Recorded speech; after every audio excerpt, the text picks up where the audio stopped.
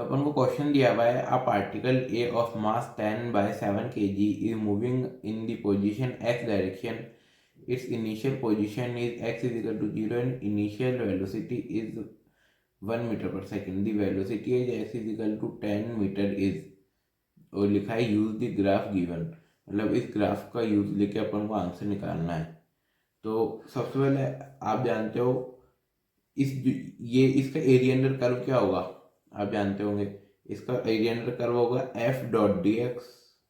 अब D x का अपन integration कर देंगे इसके अंदर, एफ डॉट डी एक्स। अब इसको आप पावर का एक मैं इधर रफ में बता देता हूँ, पावर का फॉर्मूला जानते होंगे एफ डॉट वी।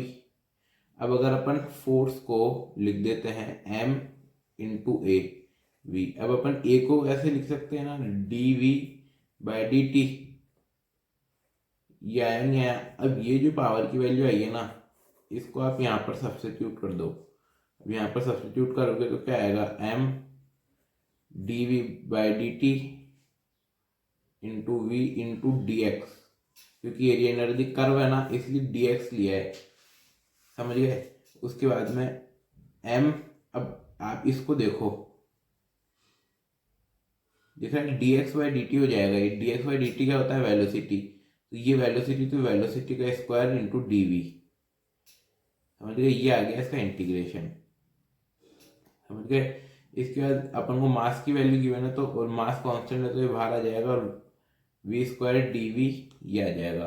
अब इसके बाद में अपन को इंटीग्रेशन कहाँ से कहाँ तक करना है। अब एक्स इज इक्वल टू 0 पे इसकी जो वेलोसिटी है वो क्या दी हुई, इधर देखिए 1 दी हुई है, 1, और अपन को एक्स इज इक्वल टू 10 पे निकालनी है, तो इसको 1 से लेकर अपन को वी मान लेते हैं, इसको यहाँ तक इंटीग्रेशन करना है, समझ गए। अब इसका पहले अपन इंटीग्रेशन कर देते हैं, इसका इंटीग्रेशन हो जाएगा वी क्यूब बाय 3 और लिमिट आ जाएगी 1 से लेकर वी। तो अगर इसको आप लिमिट वगैरह पुट करके देखते हो तो यह आ जाएगा M into V cube by 3 minus 1/3, समझ गए। इसके बाद में ये हो जाएगा वी क्यूब माइनस 1/3, ये एम। अब इस रिजल्ट को आप एक बार साइड में रख लीजिए इक्वेशन 1 नाम से। ये एरिया अंडर द कर्व है ए, वो इसको साइड में रख लीजिए। अब आप एक चीज और जानते होंगे, इसका एरिया अंडर द कर्व अपन आसानी से निकाल सकते हैं क्योंकि ट्रेपेजियम दिया हुआ है, समझ गए। तो इसका एरिया अंडर द कर्व निकाल के इक्वेट कर देंगे, क्योंकि ये भी एरिया अंडर द कर्व दे रहा है और ये भी एरिया अंडर द कर्व दे रहा है। एरिया अंडर द कर्व का अपन को इसका आंसर भी पता है, तो अगर आप इनका एरिया अंडर द कर्व निकालते हैं, एरिया अंडर कर्व, अब एरिया अंडर दी ट्रेपेजियम बन रहा है, तो ट्रेपेजियम का अगर आपको फॉर्मूला ध्यान होगा तो हाफ इंटू हाइट, हाइट कितनी है इसकी 10, ये क्योंकि 90 डिग्री हो गया, into sum of parallel side, तो ये 2 है और ये 4 है, तो सम कितना आ गया 6 और ये 3 इज इक्वल टू 30। तो ये आ गया एरिया अंडर द कर्व। आप इसको कर लो एरिया इज इक्वल टू, ये इक्वेशन नंबर 2 मान लो इसको। अब इन दोनों का आप इक्वेट कर दो, इक्वेट करोगे तो क्या आएगा, मैं नेक्स्ट पेज पे बताता हूँ आपको। तो वी क्यूब माइनस 1/3 और इधर मास आ जाएगा, ये इक्वल टू हो जाएगा 30 के।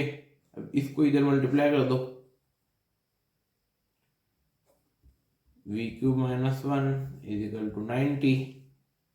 अब यहाँ से m की वैल्यू पुट कर दो, 10/7 is equal to V cube minus 1 is equal to 90, 10 से ये गया और ये मल्टीप्लाई को 9 7 63 हो जाएगा, तो V cube minus 1 is equal to 63, V cube is equal to 64 आएगा, नहीं आएगा। अब वी क्यूब 64 आएगा तो वी इज इक्वल टू 4 आ जाएगा, 4 मीटर पर सेकेंड, यह आपका आंसर हो जाएगा। बहुत आसान क्वेश्चन था, ये एडवांस लेवल का क्वेश्चन था, नहीं माना तो आप सॉल्व करके देख लेना, आपको अपने आप पता लग जाएगा।